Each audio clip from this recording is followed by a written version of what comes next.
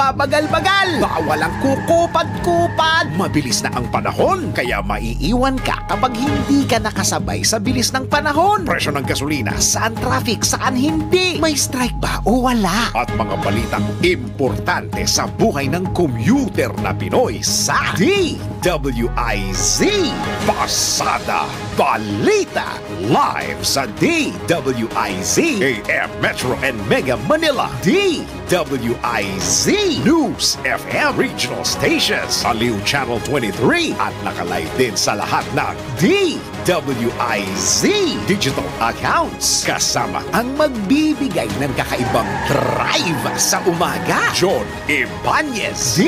DWIZ Pasada Balita. Tuloy sa pagbabalita ng tama, paglilingkod ng tama.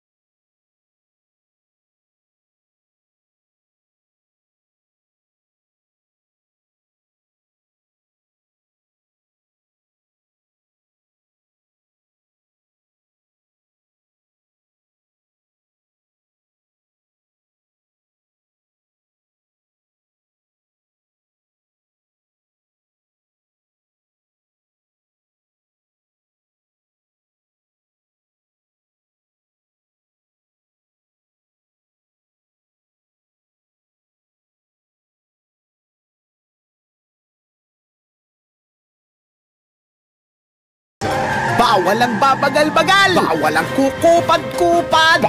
Pasada Balita.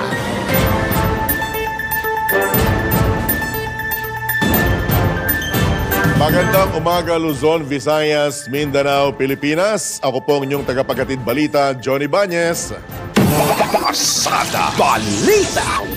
At ngayon, pasadahan na natin ang mga nagbabagang balita. Pasada Balita. 5 matataas na opisyal ng Department of Education ang nagbitiw sa pwesto ilang araw bago ang pagpapalit ng liderato ng DepEd. Ito'y kinumpirma mismo ni incoming Education Secretary Senator Sani Angara kung saan kabilang sa mga nagbitiw sina DepEd spokesman at Undersecretary Michael Powa, Yusek Nolasco Mempin, Assistant Secretary Sunshine Fajarda, Reynold Monsayak at Noel Baluyan. Epektibo ang pagbibitiw ng mga nabanggit na opisyal sa Hulyo 19. Hindi pa naman malinaw ang dahilan kung bakit nagbitiw sa pwesto ang 5 opisyal na nangyari halos 1 buwan matapos mag-resign si Vice President Sara Duterte bilang kalihim ng DepEd. Pasada Balita. Handa naman si incoming Education Secretary at Senator Sani Angara na makatrabaho ang sinuman. Ito'y kasunod ng pagbibitiw sa pwesto ng 5 matataas na opisyal ng Department of Education. Kaugnay nito, pinasalamatan ni Senator Angara ang DepEd dahil sa maayos na pakikipag-ugnayan ng mga opisyal sa transition period.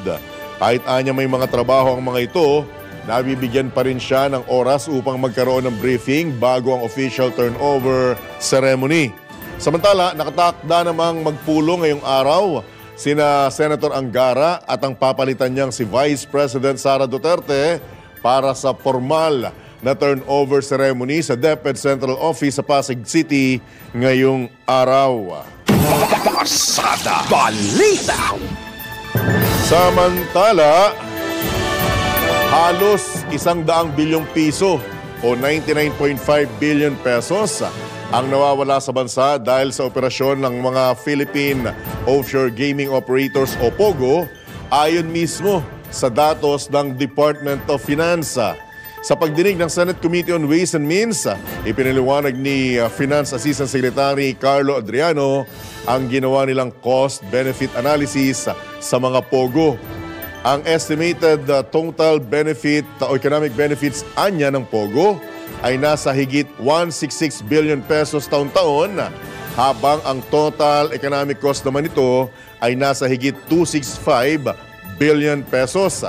Kasama niya sa economic benefits ang tax revenues, gaming revenues, private consumption spending, real estate at iba pang consumption. Habang economic cost naman ay ang pagkawala ng mga investment opportunities. Gayun din ang karagdagang gastusin sa panig ng law enforcement at ang epekto sa turismo ng bansa. Kung ipagbabawal ang Pogo, ang mawawalang kita mula rito ay maaari naman anyang kunin mula sa iba pang mga investment. Pasada Balita! Pinagkukomento ng Korte Suprema ang Senate Committee on Women, Children, Family Relations and Gender Equality hinggil sa petisyon ni suspended Bamban Tarlac Mayor Alice Guo na harangin ang sabpina sa kanya para dumalo sa pagdinig ng Senado. Ayon kay Supreme Court spokesperson Camille Ting, binigyan ng 10 araw ang Senate panel na magkomento hinggil sa petition for certiorari at temporary restraining order na inihain ng mga abogado ng alkalde noong nakaraang linggo. Matatanda ang 2 beses na inisnab ni suspended Mayor Guo ang pagdinig ng Senado dahil sa naranasan nitong stress at trauma bunsod ng mga akusasyon laban sa kanya. Noong Sabado nang ilabas ang arrest order laban kay Mayor Guo at 7 iba pa dahil sa hindi pagsipot sa pagdinig. Ngunit ang sinasabing accountant na si Nancy Gamo pa lamang ang nasa kustodiya na ng Senado. Pasada Balita! Samantala, Pogo hindi pa maituturing na security threat. Alamin natin ang detalye mula kay Patrol 19, Sally Ortega Bueno. Sally? Hindi pa daw maikukonsidera na national security threat ang mga Philippine offshore gaming operators o POGO.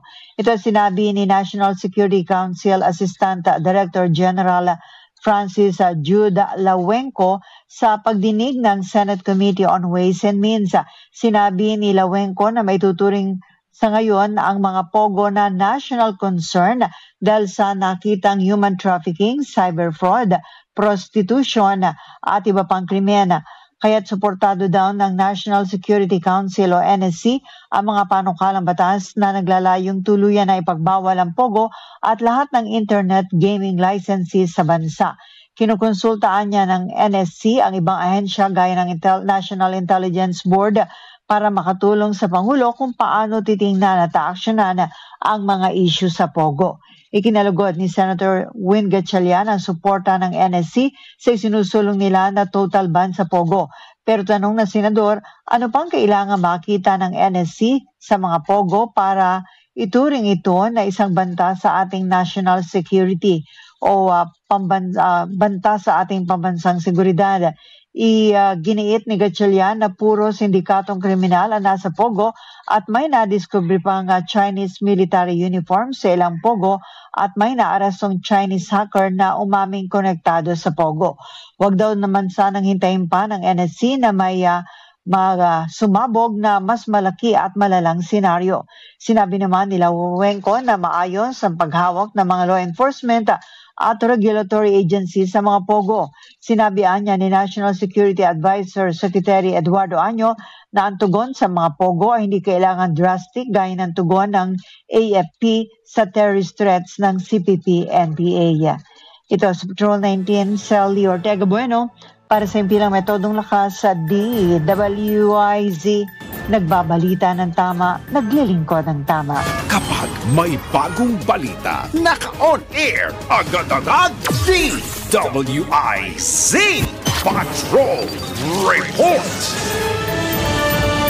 Sa iba pang detalye ng ating mga headlines, tip of the iceberg pa lamang ang natanggap na impormasyon ng National Bureau of Investigation na mahigit 1,000 foreign national ang nakakuha ng peking birth certificate sa Davao del Norte. Ito'y ayon mismo kay Senate President Chis Escudero kasabay ng pagbibigay diin na masusing imbestigahan ng NBI ang mga nakakalap nitong impormasyon para matukoy ang responsable sa pag-i-issue ng peking birth certificate sa mga dayuhan. Hindi lamang anya si suspended Mayor Alice Guong nakakuha ng fake birth certificate sa pamamagitan ng late birth registration sa bansa. Naniniwala rin ang Senate President na maliban sa nangyari noong 2016 sa panahon ng Duterte administration sa Davao del Sur, matagal nang nangyayari ang ganitong klase ng illegal na pagrerehistro. Mababatid na halos 200 peking birth certificates ang na-recover ng NBI sa civil registry sa Davao del Sur kamakailan lamang. Pasada Balita! Nakahanda na ang detention facility ng Senado para kay suspended Bamban-Tarlac Mayor Alice Guo at iba pang mga miyembro nito. Ipinasilip sa media ng Senate's Office of the Sergeant at Arms ang detention room kung saan ito ang unang pagkakataon na gagamitin simula nang ma-refurbish ito noong 2023. May 4 na double bunk bed ang silid, naka-aircon, may lababo at banyo. Kasalukuyang tumatakbo ang investigasyon laban kay Guo kaugnay ng illegal na pogo firm na Zone E1 Technology Incorporated sa Bamban-Tarlac.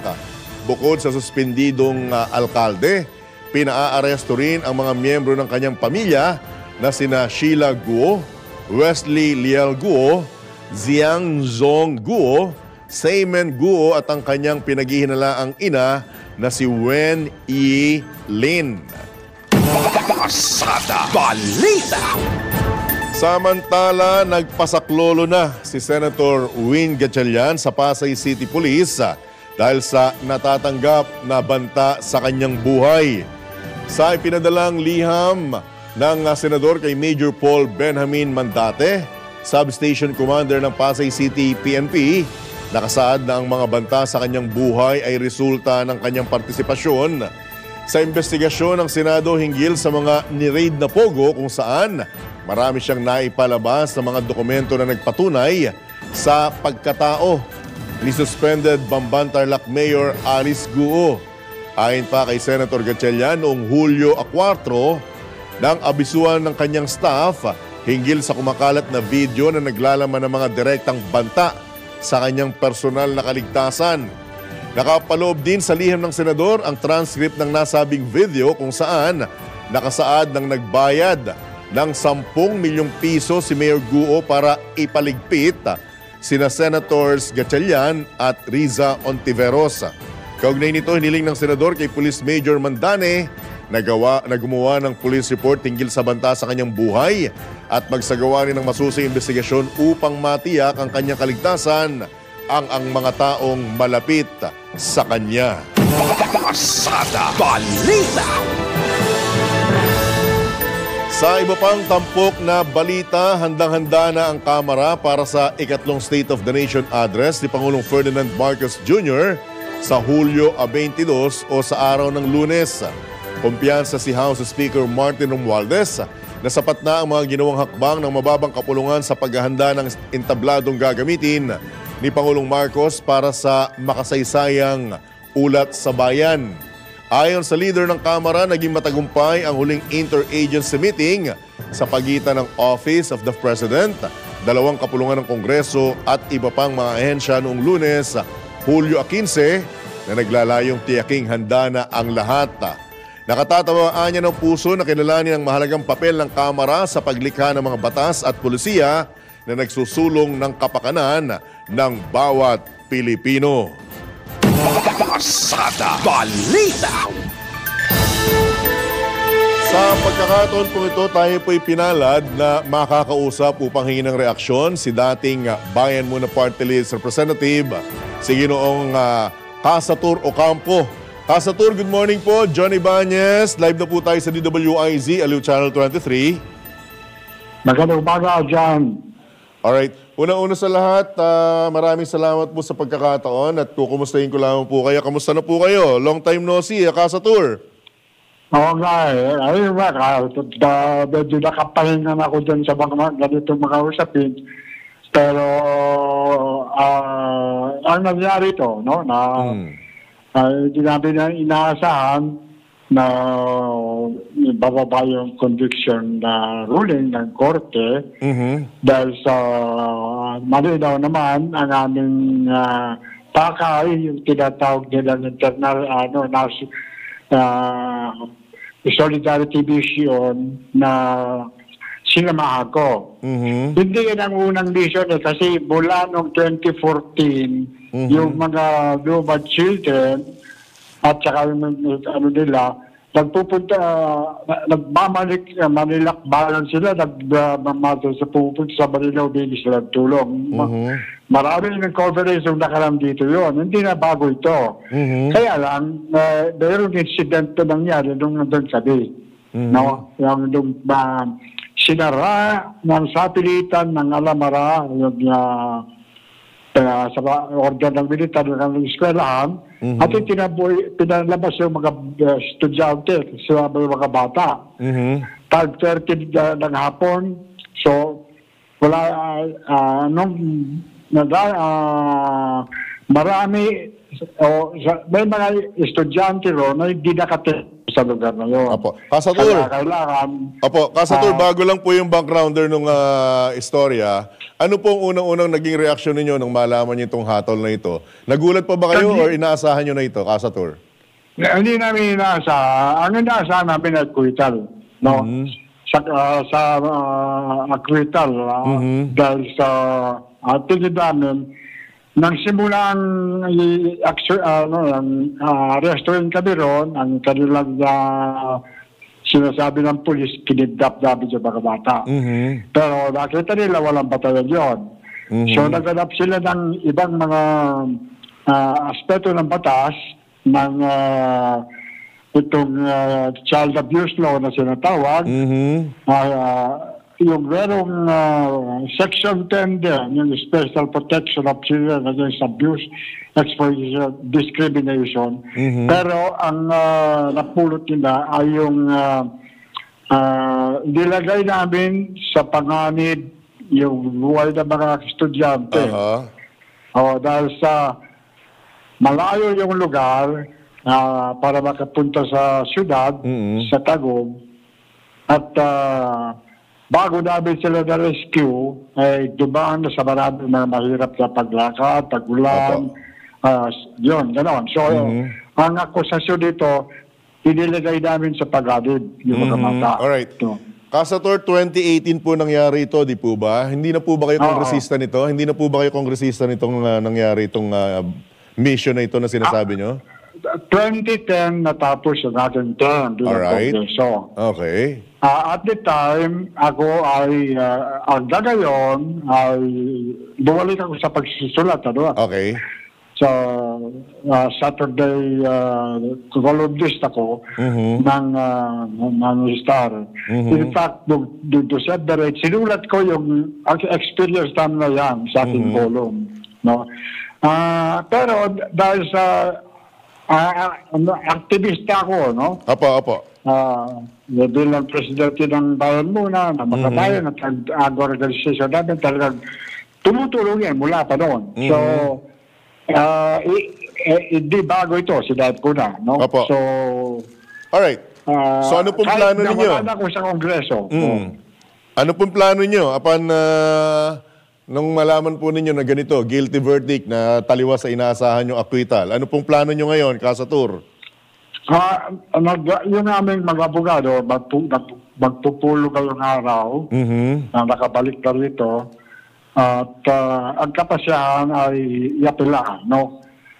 Katunayan, pinahayag na namin abogado na iaapila namin yung ruling. No? Karapatan namin yun. So, kinilala yun ng judge. At ang niling na yung aming bail bond, the 80,000 na nilagak doon sa korte noong 2018, ay i-apply. Sa panahon, nag-a-appeal kami hanggang mapagpasya ng pinalito. Merong 15 araw para makapag-file ng appeal. So, hanggang katapusan ng buwan na ito. Yun ang gagawin ng aming mga abogado. Okay. May panahon mag-aantay pa kami ito. Pero hindi kami pwedeng arrestuin kayo kasi nakakover kami ng bail. So, kasama po si Congresswoman Franz Castro. So, ang question ng ilan, pwede na po ba kayong, yung sinasabi nyo nga kanina, kung tama yung pagkakadinig ko, pwede na po ba kayong arrestuin at i-detain dahil sa habang iniintay po yung resulta ng inyong apila or ano pong magiging sitwasyon ninyo? Hindi kami pwedeng arrestuin kasi na-prove ng korte yung bail na magiging applicable sa panahon So, bailable pala. Opo. Alright. So, ang isa pang mga anggulong tinitignan dito is sinasabi nilang may anggulong politika. Ang tanong ko, Kasatur, may plano ka pa bang bumalik sa politika? Ako, wala na. Pero yung kay Congresswoman Franz Castro, dahil nagpahayag siyang kakandidato sa Senado. Pagka-senador. Ayun, ang isang naanggulo. Well, alam ng batid naman ninyo yung Makabayan Black, no? Na presidente ng Makabayan. At sinisikap nilang matanggal siya sa Kongreso. Di ba? Mula noon, nandun pa ako. Hanggang makalis na ko roon. Di ba kinasuhan pa kami GMI nung rebellion noon, yung Batasan 6. Apo, nandun na ako noon, nung panahon na yun. Di po ba? Yan. Sa panig ko, bahagi yun. No? Kasi nung makita nila, kasama ko rin sa Solidarity Mission. Ako yung ginawang nilang unang sinampulan sa linya ng mga akusado. Alright. At meron gumawa sa ng istorya ng conspiracy, inorganize daw namin yung humanitarian mission na yun para magampanan namin itong nangyari na yan. Opo. Tulong nga mercy mission ito, humanitarian mission, kasi mula ng 2012 ay sinimulan ng guluhin ng mga militar ang mga global school hanggang dumating sa presidency ni Duterte ay pinasasara. Alright. Okay. 200 plus ng eskwela na pinasasara. Itong salugtungan ng pinakamalawak yun. Doon sa Talingod, may ilang mga eskwelahan sila ron. Nung magpunta kami sa Vision, dalawa na lang sa eskwelahan ang mineral. Alright. Nasara pa yung bago pa kami dumating doon, nasara na yung isa. Kaya yung mga estudyante, na lang, sa isang eskwelahan na lang, sila sa Dulian. At yun yung, pwersahan, pinasara. Alright. Kaya, nangyari itong ganitong incident na tumungo sa pagkakaso sa amin. Alright. Kasatur, ako po'y umaasa na muli namin kayong mahihinga ng update kung ano naman po magiging resulta ng inyong apela sa korte kaugnay ng kasong ito. Maraming salamat po sa pagkakataon. Magandang umaga po, Kasatur.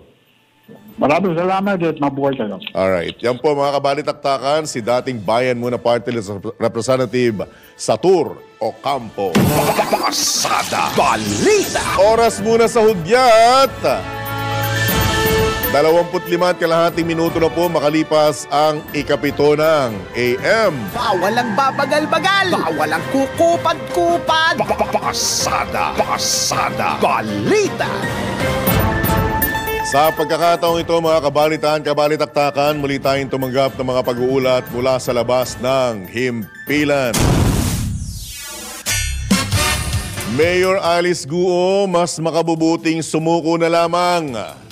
Sino nagsabi? Alamin natin ang detalye mula kay Patrol 19, Celi Ortega Bueno. Wala na daw ibang maaaring puntahan si suspended Banbantarlac Mayor Alice Guo, kaya mas mainam na sumuko na lamang ito. Ito ang panawagan ni Senator Sherwin Gatchalian kay Guo na hanggang ngayon ay hindi pa rin nakikita at naaresto ng mga tauhan ng Senate Sergeant at Arms. Tiwala sa Gatchalian na hindi na makalalabas ng kanyang bahay si Guo dahil hindi na normal ang kanyang ang takbo ng kanyang pamumuhay at pwedeng mahuli siya ng mga otoridad kaya mas mabubuting sumuko na lamang ito.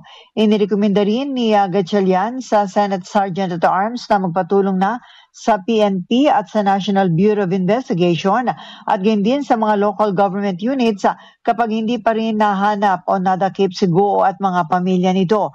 Maaari niya magamit ang usaang tulong sa mga LGUs para sakaling may makita na labas-masok sa mga address ng mga ito ay agad na maititimbre sa mga otoridad. Kumpiyansa naman sa Gatchalian na naririto pa sa bansa si Guo dahil naka-alerto naman ang Bureau of Immigration sa mga entry at exit points ng bansa, maliban na lang daw kung pipiliin ng alkalde na mag-backdoor sa Zamboanga o Tawi-Tawi para makalabas ng bansa.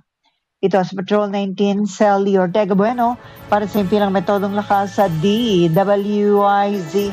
Nagbabalita ng tama, naglilingkod ng tama. Pasada Balita! Samantala, mabilis ang rehabilitasyon ng mga lugar na apektado ng flash flood sa Mindanao, tiniyaka. Detalye mula kay Patrol 13, Gilbert Perdes. Tiniyak ni Pangulong Ferdinand Marcos Jr. ang pagpapatupad ng mabilis na rehabilitasyon ng mga naapektuhan ng naganap na flash flood sa farm at ilang bahagi ng Mindanao. Sinabi ni PBBM na nagsasagawa na ng assessment ang mga otoridad sa lawak ng pinsalang iniwan ng mga flash flood, partikular na sa mga nasirang infrastruktura at sa mga nawasak na produktong pang-agrikultura. Kasabay nito nagbigay din ng direktiba ang Pangulo na ipagpatuloy lang ang pagbibigay ng tulong sa mga apektadong pamilya na tinamaan ng kalamidad. Mula Hunyo 18 hanggang Hulyo 2 ay tumama sa rehiyon ang tuloy-tuloy na malalakas na ulan na dala ng southwest monsoon, intertropical convergence zone at low pressure area na nagdulot ng pagbaha at pagguho ng lupa. Nabatid na higit 56,000 families o humigit kumulang 226 individuals ang apektado ng kalamidad. Patrol 13, Gilbert Perdes para sa impilang may todong lakas. DWIZ nagbabalita ng tama, naglilingkod ng tama. Pasada Balita! Samantala, mag-asawang sinasabing may mataas sa katungkulan sa grupong komunista sa Eastern Visayas, arestado.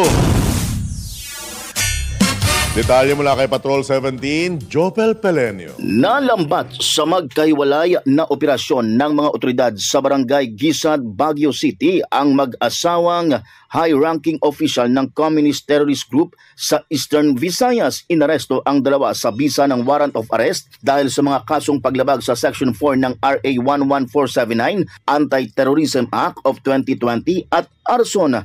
Kinilala ang mga sospek na sina alias Anjo o Islao na dating sekretary ng Sub-Regional Committee ng Emporium of the Eastern Visayas Regional Party Committee at asawa nitong si alias Anya o Ninya na dati namang Educational Officer at Finance Officer ng komunistang grupo. Sinabi ni Philippine Army 8th Infantry Division Commander Major General Camilo Ligayo na ipinapakita lamang ng pagkakaarestong ito ang commitment ng gobyerno na panagutin sa batas ang mga individual na sangkot sa mga krimen o karahasan gaya ng terorismo. Ito si Patrol 17 Chopel Pelenyo para sa impilang may todong lakas. DWIZ nagbabalita ng tama, naglilingkod ng tama.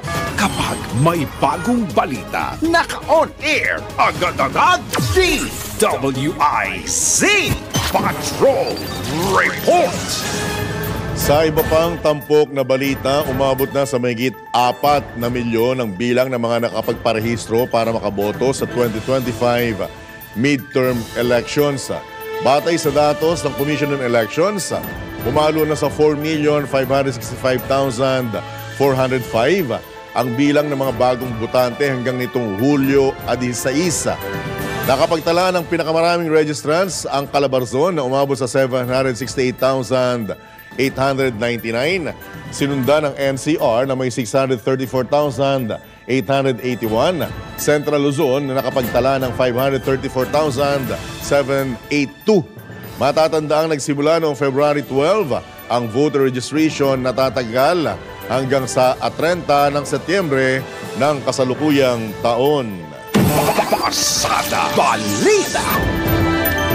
Buo ang suporta ng Commission on Elections Employees Union kay COMELEC Chairman George Erwin Garcia sa kabila ng sinasabing systematic attack laban sa integridad at kredibilidad ng COMELEC chairman. Sa pamamagitan ng statement of support, iginit ng 5,000 miyembro ng COMELEC EU na ang mga aligasyong ibinabato kay Chairman Garcia ay bahagi ng demolition job na naglalayong sirain ang tiwala ng publiko sa automated election system. Binigyan din ng grupo na ang pag-atake sa liderato ng COMELEC ay pag-atake rin sa institusyon at malinaw na panghahamak sa kredibilidad ng halalan na pinaghirapang itaguyod at pangalagaan ng COMELEC. Pasada Balita!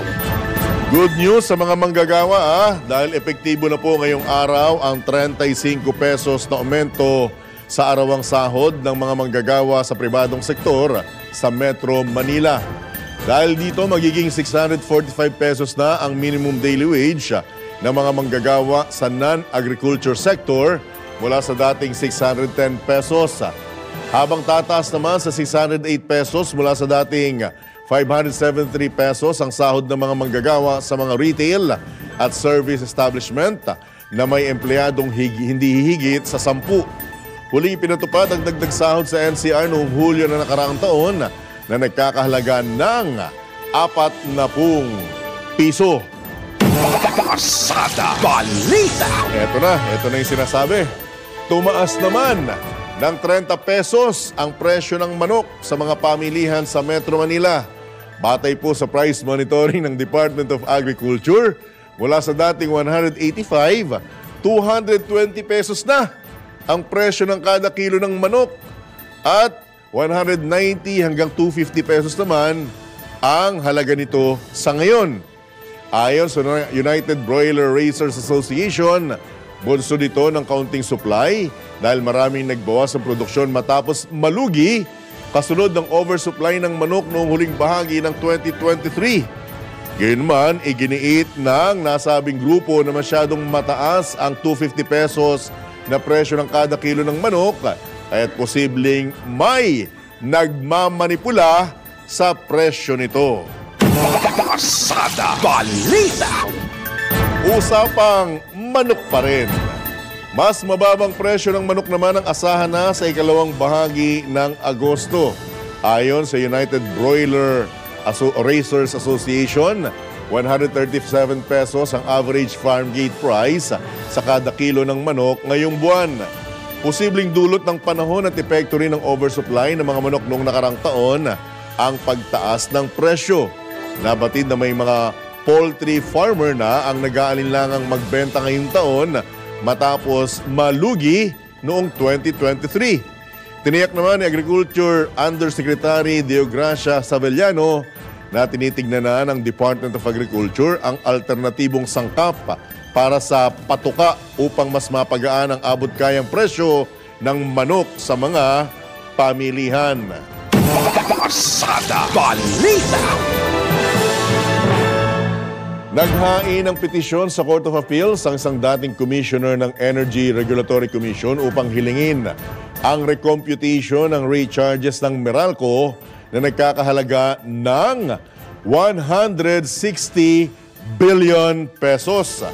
Binigyang diin ni dating ERC Commissioner Alfredo Non sa 33 pahinang petition for review na dapat magkaroon ng hiwalay na audit ang awat o actual weighted average tariff ng Meralco sa halip na ikumpara lamang sa mga report na isinumite ng Power Distribution Company sa ERC. Batay sa pagtaya ni dating Commissioner noon, lumalabas na ang desisyon at kautusan ng ERC na nag-aata sa Meralco na mag-refund ng 40.5 billion pesos sa mga customer nito ay katumbas lamang ng 5% ng kabuuang refund. Dahil dito, inihirit ng kampo ni noon na ang CA mismo ang magbago sa desisyon ng ERC o magkaroon ng mungkahi ang appellate court kung paano ito itatama. Samantala, ninindigan naman si Attorney Ronald Valles, head ng Meralco Regulatory Management, na tama ang naging desisyon ng ERC at may ibang motibo ang paghahain ng petisyon ng dating ERC official. Pasada Balita!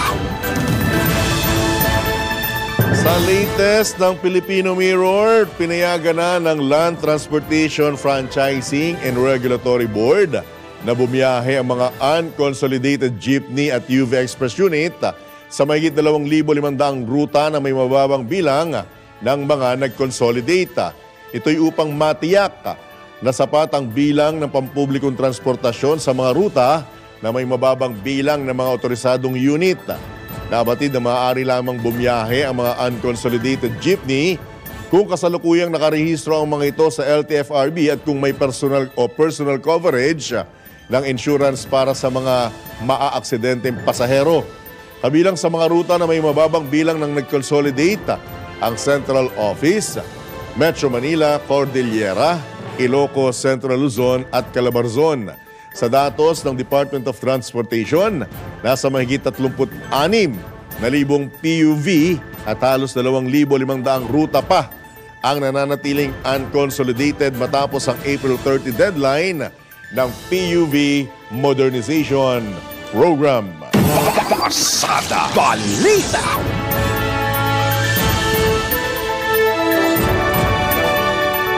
Samantala, mariing itinanggi ng Armed Forces of the Philippines at Philippine Navy ang kumalat na balita sa sinasabing pagwo-walk out ng mga military general sa isang command conference sa Camp Aguinaldo kasama ang isang top government official. Tinawag itong fake news ni AFP spokesperson Colonel Franz Margaret Padilla dahil naroon siya mismo sa command conference at iginit na wala namang nangyaring pagwo-walk out. Sinuportahan naman ni Navy spokesperson for the West Philippine Sea, Commodore Roy Vincent Trinidad, ang pahayag ni Colonel Padilla at sinabing marites warfare ang posibleng motibo sa likod ng maling impormasyon. Tiniyak naman ni Commodore Trinidad na nananatiling intact ang chain of command at mayroon silang maayos na ugnayan sa Department of National Defense. Pasada Balita.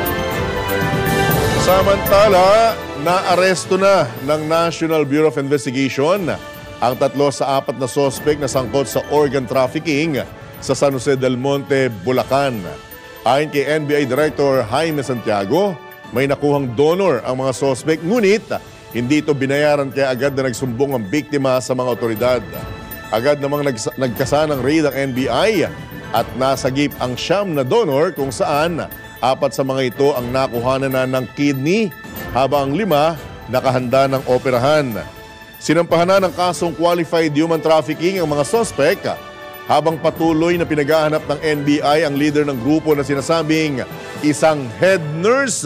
Ulitin ko lamang sinasabing isang head nurse sa National Kidney and Transplant Institute. Pasada Balita. Oy! Oras na sa hudya! 14.5 minuto na lamang, 8:00 na ng AM. Pasada Balita. Sa pagkakataong ito, alamin natin ang detalye kaugnay sa pondo para sa mga water project. Sulit na ginagamit ayon mismo kay Pangulong Marcos. Detalye mula kay Patrol 13, nagbabalik Gilbert Perdes.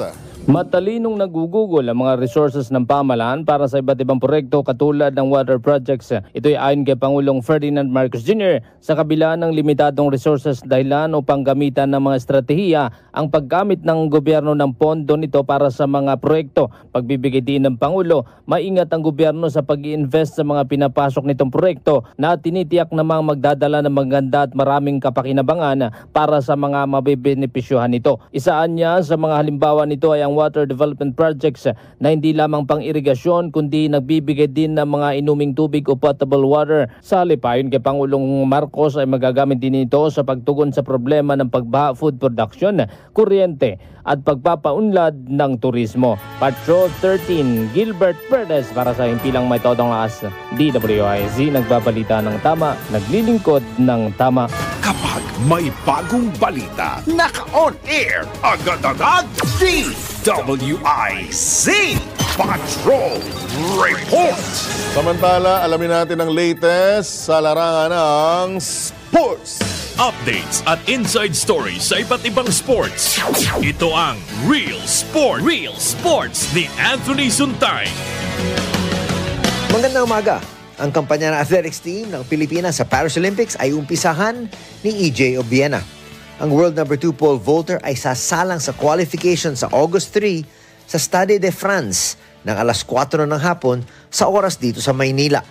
Ang pole vault finals ay gaganapin sa August 5. Samantalang hurdlers na sina Lauren Hoffman at John Cabang Tolentino ay maglaro sa August 4 sa parehong National Stadium. Si Hoffman, isang Phil-American, ay papasok sa women's 400-meter hurdles habang si Cabang Tolentino ay sa men's 110 meters. Alas 6:30 ng hapon tatakbo si Hoffman at si Cabang Tolentino ay alas 5. Sinabi ni PATAFA Secretary General Jasper Tanhueco na ang tatlo ay nasa huling mga preparasyon para sa Europa ngayon. Ang sabi niya, "We're positive about our chances. I don't want to put pressure on them, but we know they've been training hard for them to reach this stage. We just need to believe in our athletes. We're confident they will perform at the highest level. They're not here to participate, but hopefully to win medals for our country." Para sa Real Sports, ito po, si Anthony Suntay. Real Sports ni Anthony Suntay sa DWIZ 882. Pasada Balita. Balitang pangkalakalan. Sa latest ng Filipino Mirror, ipatutupad na ng Bureau of Internal Revenue ang paniningil ng withholding tax sa mga online sellers o mga merchant. Ayon kay BIR Commissioner Romeo Lumagi, hindi na palalawigin pa ang unang ipinatupad na 70 araw na extension. Layon ng BIR anya na balansihin ang ipinapataw na buwis ng mga physical store na regular na sumusunod sa kanilang mga obligasyon sa tax at mga online marketplace. Nilinaw naman ng BIR na kahit pinapatakbo online o physical store ang mga negosyo, kailangan pa ring magbayad ng buwis. Pasada Balita. Mga balitang dapat alam mo kahit sa labas ng bansa. DWIZ Balita sa ibang bansa. 14 katao ang patay habang 65 iba pang nawawala sa pag-apaw ng ilog bunsod ng malakas sa pag-ulan sa Nepal. Patay sa ulat, 2 busang natangay ng umapaw na tubig mula sa ilog sa bahagi ng southern capital ng Nepal kung saan may sakay na halos 70 pasahero. Nagsasagawa pa rin ng rescue operation sa mga otoridad para sa pag-recover ng mga natangay ng baha. Ang paglagunos o ang pag-apaw ng ilog sa Nepal ay karaniwan na sa panahon ng tag-ulan. Pasada Balita. Oy, sa ating good news ito feeling honored ang tubong Quezon Province sa si Lord Maynard Llera o mas kilala bilang Kuya Lord matapos itanghal bilang California's Best Chef sa 2024 James Beard Award sa Chicago, USA. Kadalas ang Southern Luzon cuisine ang madalas na inihahain ng Best Chef Awardee, kabilang na ang lukban longganisa, pansit chami, pansit habhab at ang signature dish nito na Lucena Chon. Sa kanyang acceptance speech, lubos na kanyang pinasalamatan sa James Beard Award sa foundation na nagbibigay parangal sa mga food industry sa Estados Unidos. Pasada Balita.